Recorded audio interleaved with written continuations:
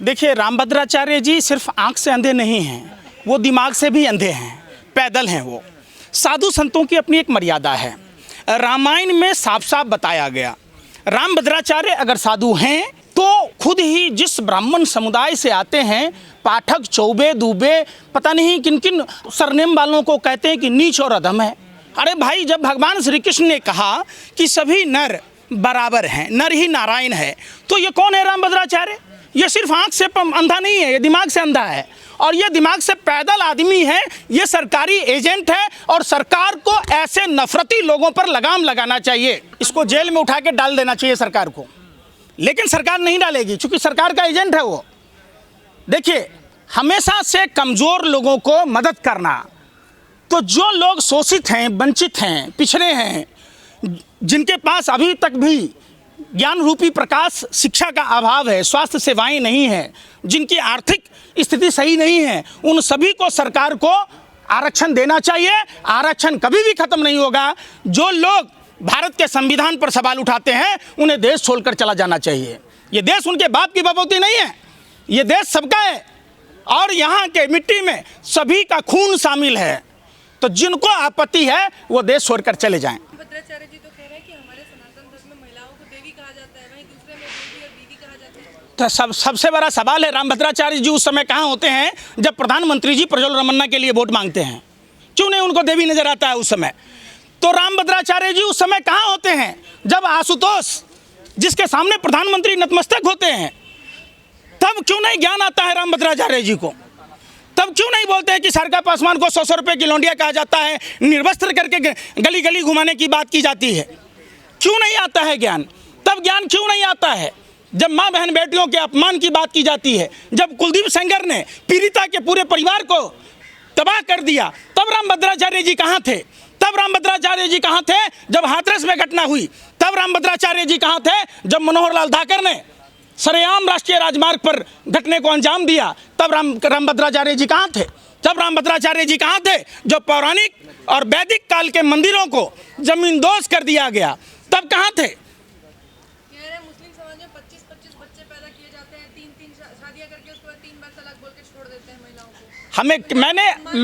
मैंने पहले ही आपको कहा कि रामभद्राचार्य जी ब्रह्मा जी के 17 पुत्र थे। तो क्या रामभद्राचार्य जी जवाब देंगे? रामभद्राचार्य जी जवाब देंगे? तो भारतीय जनता पार्टी में 162 से ऐसे अधिक नेता हैं जिनके 2 से 4 बच्चे हैं। रवि किशन के पास है, रिंकिया के पापा को देख लीजिए जो 5 रुपए के अंडा के लिए बिग बॉस में छीछा लोदर किया था। लेकिन रामभद्राचार्य जी को तो इतना ज्ञान है कि कहते हैं कि जो रामचरितमानस लिखा है उसमें गलत चौपाइयां हैं, वो उनको सही करते हैं। देखिए, रामभद्राचार्य जी को कुछ भी नहीं आता। रामभद्राचार्य जी दिमाग से और अकल से पैदल आदमी हैं, अंधे आदमी हैं। आँख से ही सिर्फ अंधे नहीं हैं। कहते हैं मुझे आँख नहीं चाहिए, अगले जन्म में ब्राह्मण का जन्म चाहिए, अच्छा, में ही जन्म लेना है। कौन से ब्राह्मण में? कहीं ऐसा ना हो कि पाठक कुल में जन्म ले लें तो नीच और अधम कहलाएंगे? उन्हीं का ज्ञान है, ऐसा कुछ भी नहीं है। समझिए, धर्मशास्त्रों को पढ़िए, एक दूसरे की आलोचना बंद कीजिए। सभी धर्मशास्त्र ये कहता है कि एक दूसरे से ईर्ष्या मत रखो, एक दूसरे से नफरत मत करो, एक दूसरे से कभी भी हिंसा मत करो। तो जो रामभद्राचार्य जी कभी गरुड़ पुराण का वो अंश क्यों नहीं बताते हैं कि झूठ बोलने का फल क्या है, व्यभिचार का फल क्या है, सूद खाने का फल क्या है, रिश्वत खाने का फल क्या है? तो क्या पाप है, क्या पुण्य के श्रेणी में रखा गया है?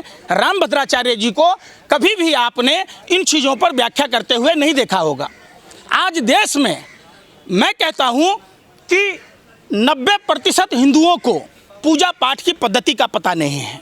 कौन से भगवान को कहाँ पूजा करना है आप बताइए। जिस देश में लोगों का कचरा फेंकने का ज्ञान नहीं है, वो किसी भी धर्मशास्त्र के बारे में क्या जानेंगे? आप भेड़ चाल मत चलिए, आप अपने अपने धर्मशास्त्रों को पढ़िए। धर्मशास्त्र नर सेवा नारायण सेवा की बात कहता है, भूखों को खाना खिलाने की बात कहता है, बीमारों की सेवा करने की बात सिखाता है, प्यासे को पानी पिलाने की बात कहता है, महिला सुरक्षा की बात कहता है, रिश्वत नहीं लेने की बात कहता है, सूद नहीं खाने की बात कहता है। तो आप उस समय आपका धर्म कहाँ चला जाता है? जिस तरीके से रामायण में कालनेमी और रावण को आपने देखा होगा, हर प्रभु श्री राम का नाम लेने वाला आदमी राम भक्त नहीं होता, हर भगवा पहनने वाला आदमी साधु नहीं होता।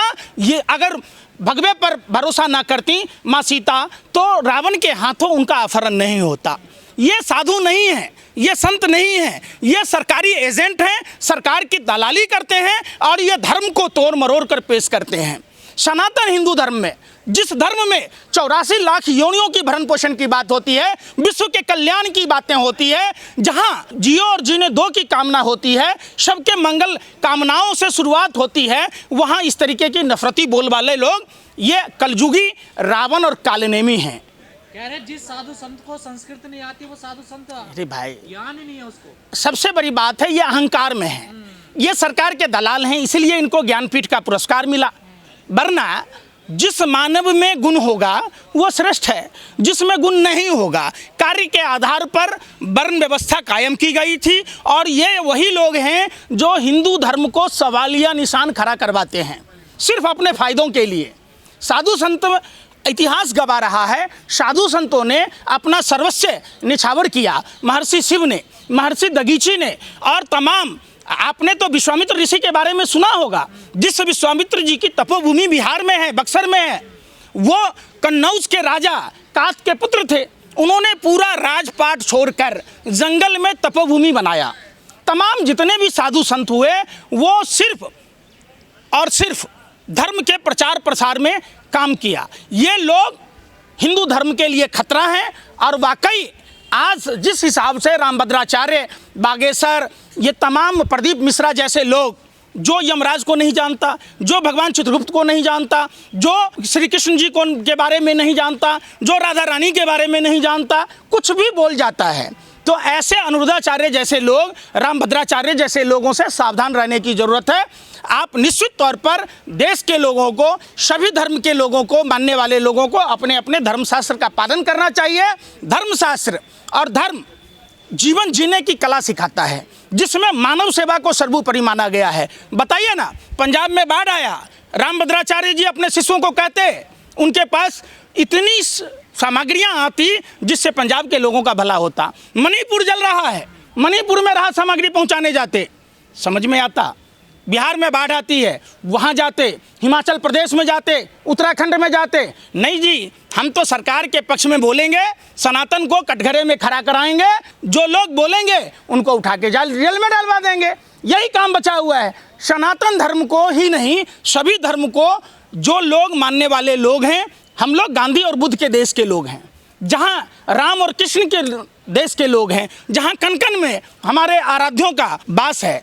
तो निश्चित तौर पर हमारे आराध्यों ने आपस में नफरत करना नहीं सिखाया, हिंसा करना नहीं सिखाया और ऐसी वाणी बोलना नहीं सिखाया जिससे कि दूसरे को तकलीफ होता हो।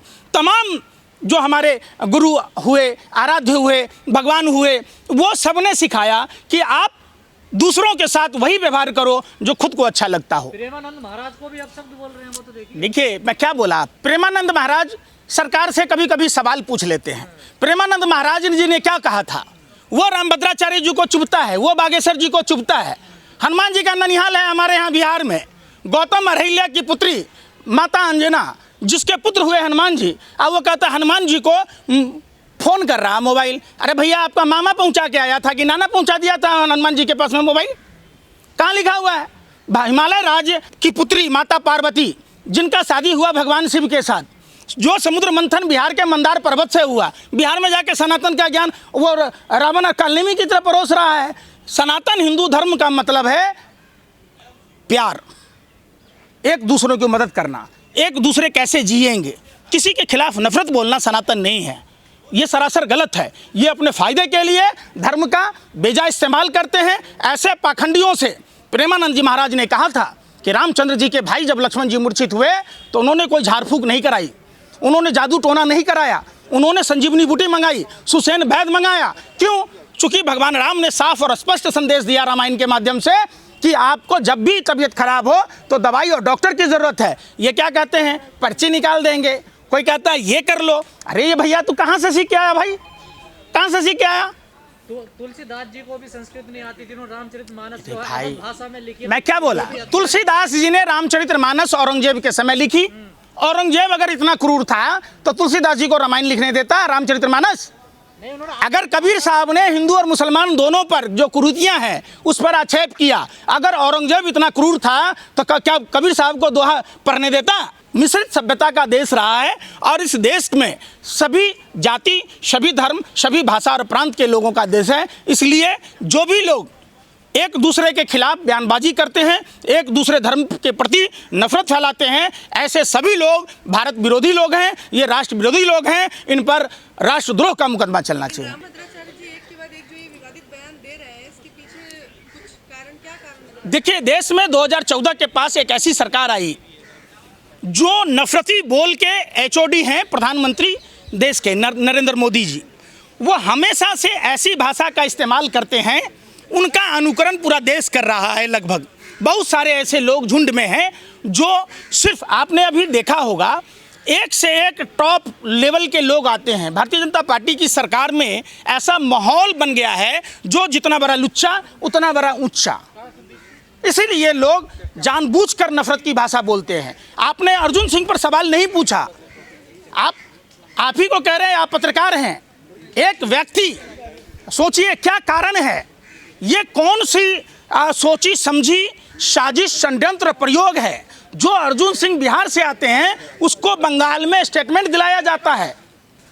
क्या वहाँ बंगाल और बिहार के लोगों को आपस में लड़ाना चाहती है भारतीय जनता पार्टी? क्या भारतीय जनता पार्टी देश में अराजकता फैलाना चाहती है? वो साफ खुलेआम भारतीय जनता पार्टी के लुखे अर्जुन सिंह कह रहा है कि नेपाल, श्रीलंका जैसी स्थिति बंगाल में होनी चाहिए। क्यों होनी चाहिए? ये गांधी और बुद्ध का देश है, यह भगवान महावीर का देश है, जहां शांति और अहिंसा की बात होनी चाहिए। इसको जगाना नहीं कहेंगे। देश के युवाओं से, देश के नागरिकों से हाथ जोड़कर विनती है, किस देश में क्या हो रहा है हमें उससे बहस नहीं है। ये देश हमारा घर है। हम अपने देश में अराजकता का माहौल किसी को भी फैलाने की इजाज़त नहीं देंगे।